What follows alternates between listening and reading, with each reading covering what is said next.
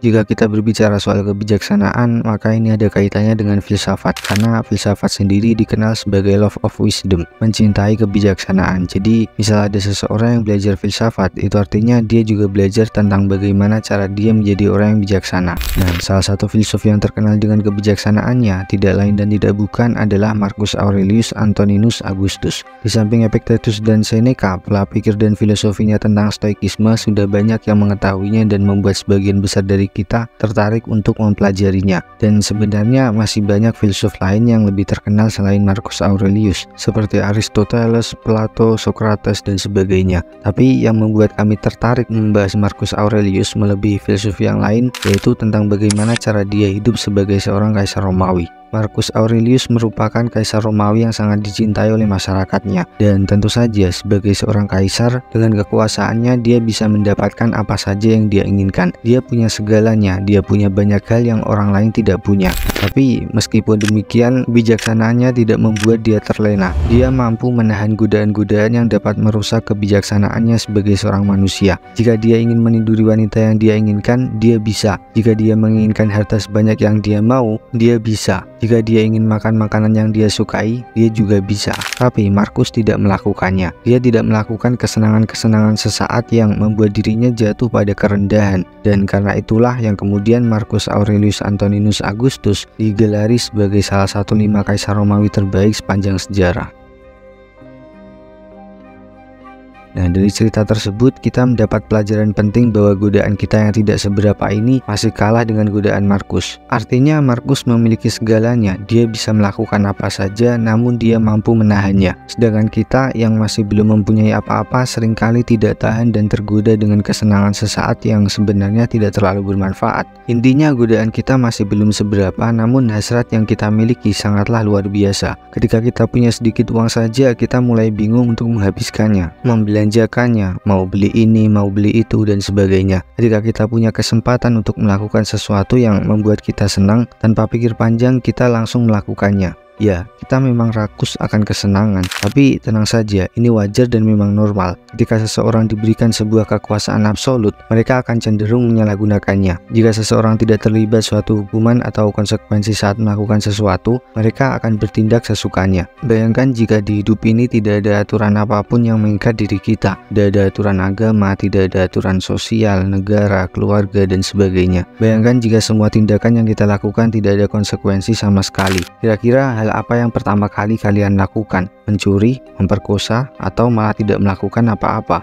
Ya, kita akan bertindak sesukanya. Dan parahnya jika itu terjadi, tidak hanya kehilangan kebijaksanaan, bisa-bisa kita juga akan kehilangan kemanusiaan kita. Nah, meskipun sudah banyak aturan bijak agar manusia tetap menjadi layaknya manusia, kebanyakan dari kita masih banyak yang melanggarnya. Itulah yang membedakan kita dengan Marcus Aurelius. Tanpa adanya aturan yang mengikat, Marcus mampu menjadi manusia yang benar-benar manusia. Seorang filsuf Tiongkok abad 6 sebelum Masehi yang bernama Confucius menjelaskan bahwa ada 3 metode untuk meraih kebijaksanaan. Metode pertama adalah reflection atau cara yang paling mulia, kedua imitation, cara yang paling mudah, dan yang ketiga adalah experience, cara yang paling pahit. Kita bahas yang ketiga dulu, experience, atau kita sebut sebagai pengalaman. Misal ada pertanyaan siapakah orang yang bijak, kebanyakan dari jawaban kita adalah orang yang sudah tua.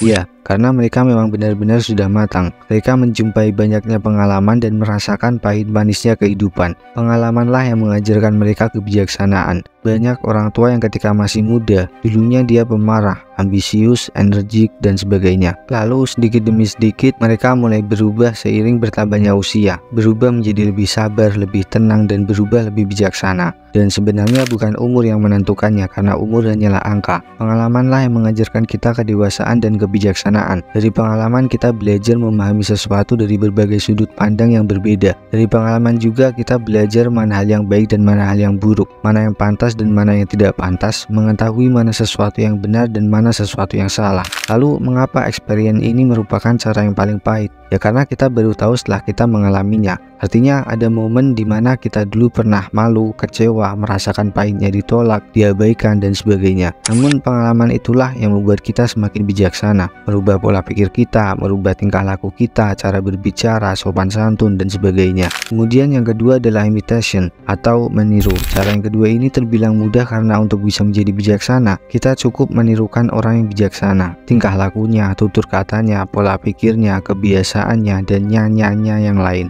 Kita menirukan mereka tanpa mengalami langsung apa yang sudah mereka alami. Dalam hal ini kita bisa menirukan siapapun yang menjadi sosok idola kita. Bisa guru kita, tokoh masyarakat, tokoh agama, tokoh sejarah, atau bahkan tokoh anime. Menirukan secara detail segala hal baik yang membuat diri kita menjadi lebih baik. Kemudian cara yang terakhir adalah reflection atau bercermin. Ada yang bilang ilmu bela diri memang penting, tapi ilmu sadar diri jauh lebih penting. Ini cara yang paling mulia karena cara ini tidak datang dari luar diri kita. Artinya, keputusan menjadi bijaksana kita ambil sendiri berdasarkan pilihan kita, bukan karena orang lain atau keadaan yang kita alami. Nah, adapun caranya, kita bisa mengevaluasi dan merefleksikan segala tindakan dan perasaan kita. Jadi setiap sesuatu yang kita kerjakan, kita pikirkan, kita rasakan, perlu kita evaluasi agar menjadi lebih baik lagi. Kita perlu menanyakan perasaan apa saja saat kita mengalami suatu kejadian. Apa yang kita pikirkan saat itu, bagaimana respon kita, apa tanggapan kita terhadap hal tersebut, dan sebagainya. Dengan merefleksikan diri, kita bercermin, kita akan tahu mana sesuatu yang perlu kita pertahankan dan mana yang harus kita hilangkan dari dalam diri kita. Nah, untuk mempermudah cara ini, kita bisa melakukan journaling, menuliskan semua perjalanan kita dalam sebuah jurnal harian atau diary untuk mengevaluasi segala hal yang kita alami. Ini tidak harus ditulis di buku, tapi juga bisa dilakukan di catatan smartphone kita. Atau jika kita malas untuk menulis, kita bisa membuat rekaman video atau bahkan hanya sekedar rekaman suara. Intinya kita perlu punya black box atau kotak hitam yang bisa kita gunakan untuk mengevaluasi apa yang sudah kita alami.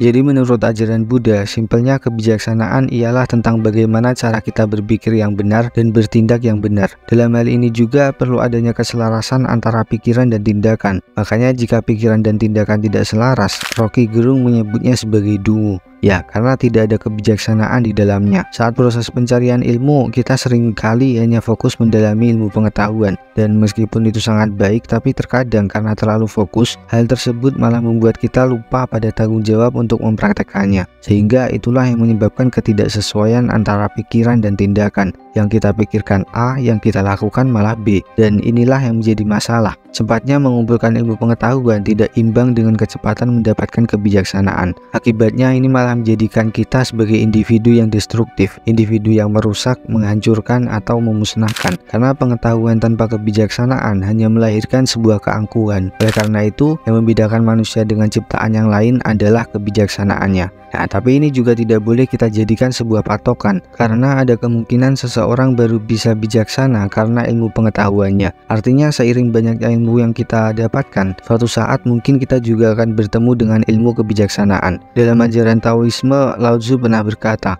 memahami orang lain adalah kecerdasan, memahami diri sendiri adalah kebijaksanaan sejati. Menguasai orang lain adalah kekuatan, menguasai diri sendiri adalah kekuatan sejati. Nah, jika ini dihubungkan dengan teori kebijaksanaan, maka untuk bisa bijaksana, untuk bisa berpikir benar dan bertindak benar, kita perlu memahami siapa diri kita. Dengan cara apa? Salah satunya dengan menerapkan metode yang diajarkan Konfusius di bab 2, refleksi diri, meniru, atau memperbanyak pengalaman. Dengan bercermin, kita akan tahu siapa diri kita, apa kekurangan dan kelebihan yang kita punya. Dengan meniru, kita akan menemukan batasan di mana ada sesuatu yang tidak bisa kita tiru. Sehingga batasan itulah yang memberitahu kita bahwa kita bukanlah orang yang kita tiru. Kita adalah apa yang ada di dalam diri kita. Kemudian dengan pengalaman pun juga sama. Pahit manisnya kehidupan mengajarkan kita untuk lebih dewasa, mengajarkan kita tentang apa yang bisa kita lakukan dan apa yang tidak bisa kita lakukan. Dengan begitu kita akan lebih memahami siapa diri kita yang sebenarnya. Socrates pernah berkata, "The only true wisdom is in knowing you know nothing."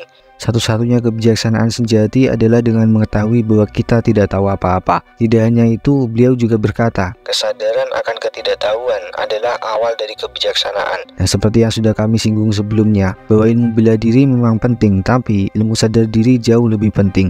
Kesadaran bahwa kita masih kosong merupakan langkah awal untuk kita belajar bijaksana. Dengan kesadaran diri, kita akan mengenal siapa diri kita. Dengan mengenal diri kita, kita akan mengenal orang-orang di sekitar kita. Dengan mengenal mereka, kita bisa memahaminya. Dan dengan memahami mereka, kita akan menemukan sudut pandang yang berbeda. Itulah filsafat, sebuah pisau yang digunakan untuk membedah segalanya. Membedah segala sesuatu dari berbagai sudut pandang yang berbeda.